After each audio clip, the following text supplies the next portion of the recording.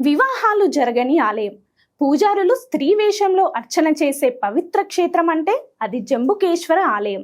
పంచభూత లింగాలలో జలతత్వానికి ప్రతీకగా నిలిచిన ఈ క్షేత్రం ఆధ్యాత్మిక రహస్యాలతో ప్రసిద్ధి చెందింది. ఇక్కడి గర్భగుడిలో ఎప్పటికీ తేమ ఉండటం, లింగం వద్ద నీరు నిలవడం భక్తులను ఆశ్చర్యపరుస్తుంది. పురాణ కథనం ప్రకారం పార్వతీదేవి అఖిలాండేశ్వరి రూపంలో భూమి మీదకు వచ్చి శివుడి గురించి తపస్సు చేసింది. పార్వతీదేవి భక్తికి మెచ్చిన పరమేశ్వరుడు ఆమెకు ఎదురుగా ప్రత్యక్షమై నిలిచాడు. అందుకే ఈ ఆలయంలో శివపార్వతుల విగ్రహాలు ఒకదానికి ఒకటి ఎదురెదురుగా ఉంటాయి. శివపార్వతులను గురు శిష్యులుగా భావిస్తారు ఈ ఆలయంలో. ఇదే కారణంగా ఈ ప్రాంగణంలో వివాహాలు జరపరు అని విశ్వాసం.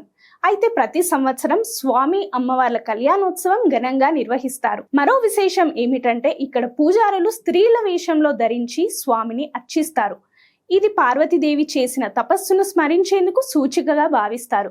భక్తి ముందు లింగభేదం లేదని, నిజమైన సమర్పణే ముఖ్యమనే సందేశాన్ని ఇస్తుంది ఈ ఆలయం.